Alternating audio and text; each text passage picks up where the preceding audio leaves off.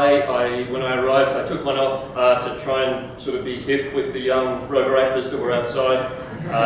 They were still better dressed than me, and now I just look a little slovenly for you. So I'll apologise, but let's forget that and box on. I also should say, by way of disclaimer, I am working for the UN, but I represent here today myself, and the views are my own as opposed to those of the UN. Just in case my boss is watching on the webcast or the live feed. Let's just keep that between us.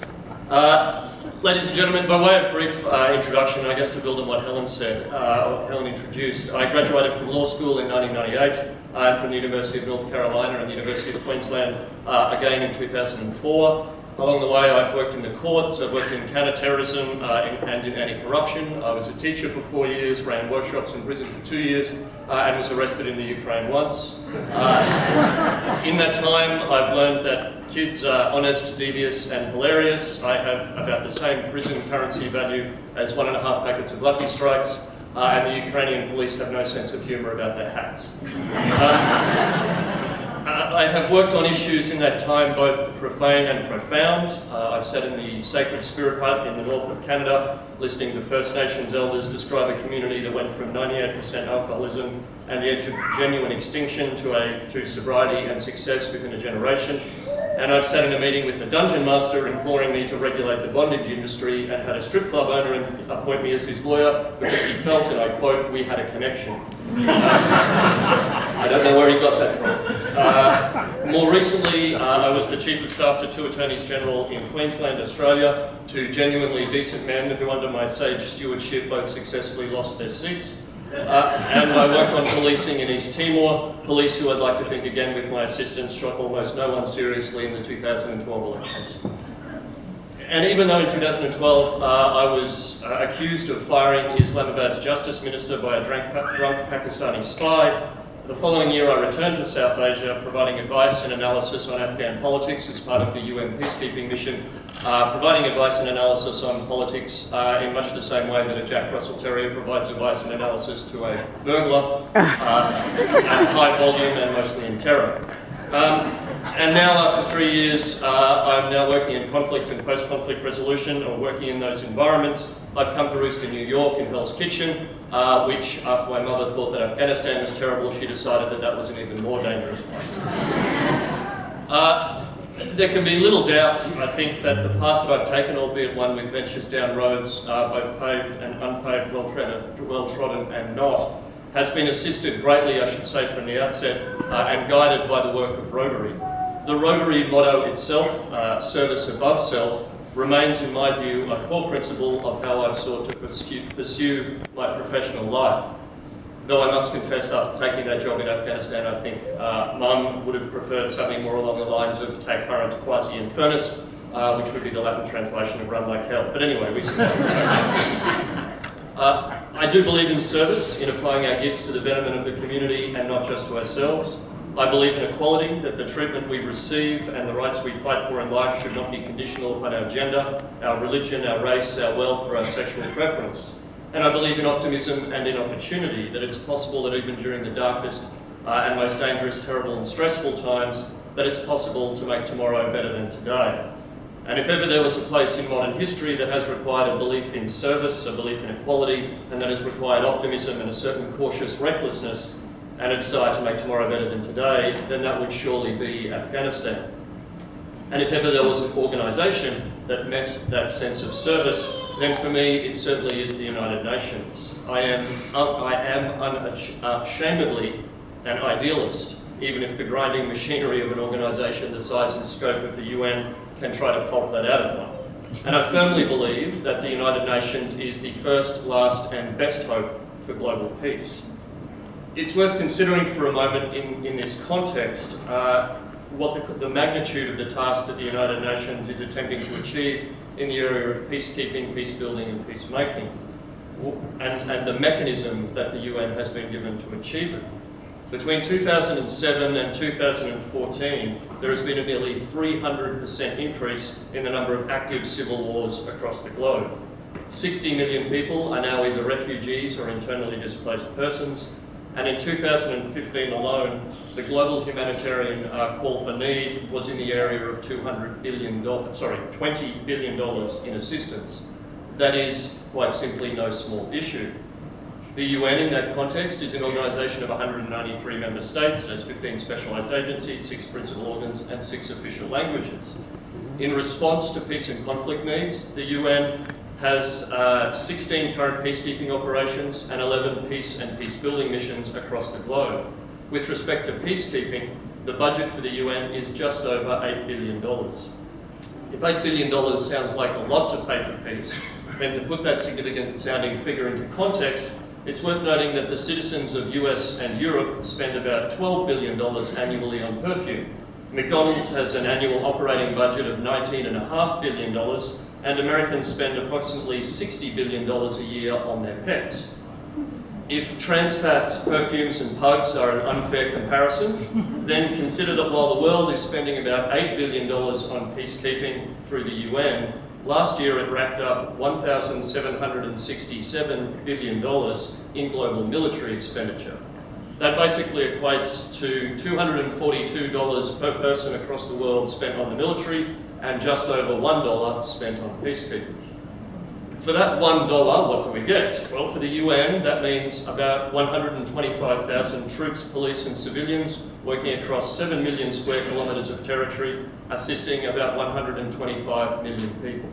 More broadly in the context, the UN provides food to 90 million people in 80 countries. It vaccinates 58% of the world's children, saving 3 million lives per year. It assists 40 million refugees and persons fleeing war, a number which unfortunately is increasing. It fights poverty and improves health and well-being for 420 million rural poor. It mobilised $22 billion, I'm not good with numbers. It mobilised $22 billion in humanitarian aid to help people affected by emergencies, currently assists 67 countries a year with their elections, and has saved the lives of 30 million women a year through improved maternal health. Those are some pretty good results. And it does this, I should note, as a member state organisation, an organisation built on the necessity for cooperation, for agreement, and for better and worse, compromise. In many ways, there really is no UN. It's just a clubhouse where 193 member states have agreed to turn up and agreed to meet. And if they don't want to meet, then they don't meet. And if they don't want to agree, then again, for better and for worse, they simply don't agree. The amazing thing is, and the thing that it is difficult, or easy I should say, to forget sometimes when we focus on some of the perceived failures, is that by and large, the UN does mean that people meet. And they do meet, and they meet peacefully. They decide, and sometimes it's slow, but they do decide, and above all, as the above results attest to, the UN does act. My part in all of this is pretty small, but so it goes, I guess, for everybody working in this kind of field. I work on Afghanistan now in the United Nations in New York as a political advisor. And I'll just take a quick second then to look at the scope of Afghanistan and the scope of the issue there. Afghanistan is a landlocked country of about 34 million people currently fighting a war against, it would appear, everybody, including themselves, including the most powerful war machine in history at one point or another. And still nobody is able to declare definitive victory. It's a nation that's sat at the crossroads of civilization for thousands of years, a trading hub, a gateway between South and Central Asia, between East and what's known as the Middle East. It has been the subject to invasion and attempted colonial subjugation, of religious fusion and of religious conflict, and it's become home to violent extremism, as well as fighting a bloody domestic conflict against violent extremism. And to be frank, it's in a neighbourhood that some might say is not exactly at times a galaxy of stars. You have Tajikistan, which is recovering from 7 years of civil war, Turkmenistan, which according to the World Press Freedom Index of 2012 was only ranked above North Korea in terms of the worst press freedom, and that's not a great metric to be just beating the North Koreans, with all due respect to them. And Pakistan, where the intelligence service has allegedly been previously simultaneously fighting and funding the Taliban with equal fervour. And that's just to name 3. That's a challenging environment for any country to be in. It's a challenging environment for Afghanistan.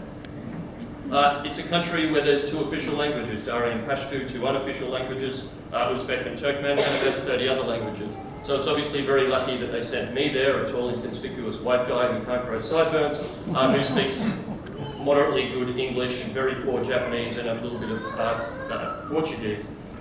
It's a devoutly Muslim country, so again, I'm not exactly sure how I was going to fit in, but after all, I was born a Methodist, raised Uniting, school Anglican, married a Catholic, and was asked by a former employee to go to a strip club with an atheist and a Buddhist. No. What? That actually is a true story. And it's a country where politics is a full contact sport. But I was ready. I said to myself, I'm ready. I work in Australian politics. It's okay. It's just a different tune. But as the old saying goes, if the difference between kinky and perverted is the difference between using the feather and using the whole chicken, then for Australian politics, even at their most kinky, can barely hold a candle to the full chicken freakout that is Afghan politics in full flight.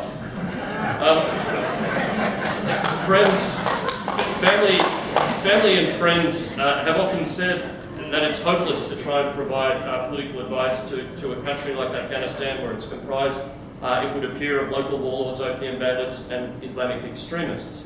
And that nothing has worked and nothing will ever work. And yes, it's absolutely difficult. But, and yes, there have been problems. This is a country where you've had war for the better part of the last 30 years, most recently, but as a consequence, it's likely to take another 30 years for peace to break out, and that process is just underway. And while the last decade has certainly seen spectacular expenditure, and to an extent, spectacular wasted expenditure in the country, the US alone has spent an estimated $660 million since 2002. The news, I don't think, is all doom and gloom, and the United Nations has been at the very heart of that. In 2001, over a third of the population, give or take about 6 million men, women and children, had fled the country that had devolved into civil war, and the Taliban took over. And around 1 in 10 at that time had been killed. There was virtually no healthcare, the education system was stalled, and services didn't function. Kabul was a near ghost town, and Al-Qaeda was having a gay old time. By 2014, just over a decade later, nearly 5 million of those refugees have returned to Afghanistan, and at no small personal risk. And to just pick out a few other figures to highlight the seismic changes that the country has undergone, there are nearly twice the number of doctors per capita. Maternal mortality has been reduced by about 80%. Child mortality has been reduced by 60%. Telephone users have increased, and therefore communication, by around 19 million people. In 2001, there were about 1 million, mostly boys, in fact primarily boys, in primary school education. Now there are 10 million boys and girls in schools across the country. And finally, in what is probably the most stunning shift in that time, the average life expectancy in Afghanistan has increased 18 years, from 42, or about 42 in 2001, to around 63 now. That is a massive shift in a very small period of time. That is a laudable and concrete achievement for both the Afghan people, for the United Nations, and for the community as a whole. And I know Rotary has certainly been a part of that through their Polio Plus program, to name just one program, which is really doing fantastic work in a number of areas in Afghanistan. What saddens me most about the state of the world at the moment, and I know Helen's looking at me because she's probably going to tell me to shut it down very quickly. What saddens me most about the state of politics, and I think what draws me to the work that I do at the moment, is how small we want to be.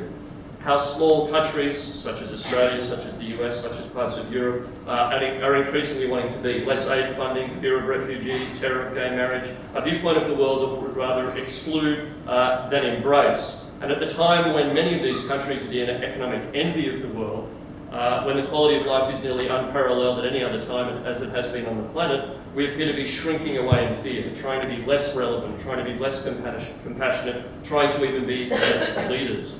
In short, we're obsessed with the differences that divide us as opposed to those things that bring us together. And I will admit that there are genuine terrors in the world. There are systems of belief that I firmly believe we should reject and oppose mightily. And ISIS, ISIL, Daesh, whatever you want to be called, I'm looking right at you. But we certainly can't let that justifiable concern about the small, very small aspect of humanity diminish our desire to join, embrace, and explore the rest of humanity. In conclusion, that reminds me, and I'll just finish with this, I promise I'll finish, Helen. of a story by Emo Phillips about when he was walking across a bridge and he met a man who was about to jump off. He said, I was walking across the bridge one day and I saw a man who was standing on the edge and was about to jump off the edge of the bridge, and I ran over and I said, stop, don't do it. And the man said, well, why shouldn't I? And he said, well, look, you've got so much to live for. He said, like what? I said, are you religious or atheist? And he said, oh, I'm religious. And he said, oh, me too. And he said, are you Christian or Buddhist? And the man said, Christian. He said, me too. He said, are you Catholic or Protestant? He said, Protestant. He said, me too. Are you Episcopalian or Baptist? He said, Baptist. He said, me too. Are you Baptist Church of God or Baptist Church of the Lord? He said, Baptist Church of God. He said, me too. Are you Original Baptist Church of God or are you Reformed Baptist Church of God? He said, look, I'm Reformed Baptist Church of God. Me too. He said, are you Reformed Baptist Church of God, Reformation of 1879? Are you Reformed Baptist Church of God, Reformation of 1815? He said, Reformed Baptist Church of God, Reformation of 1915. I said, die heretic scum, and I pushed him on.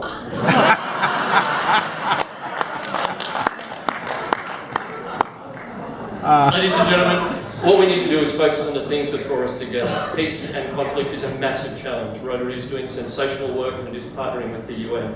My simple message today would be to continue that partnership, embrace the differences, explore the differences, and bridge those gaps.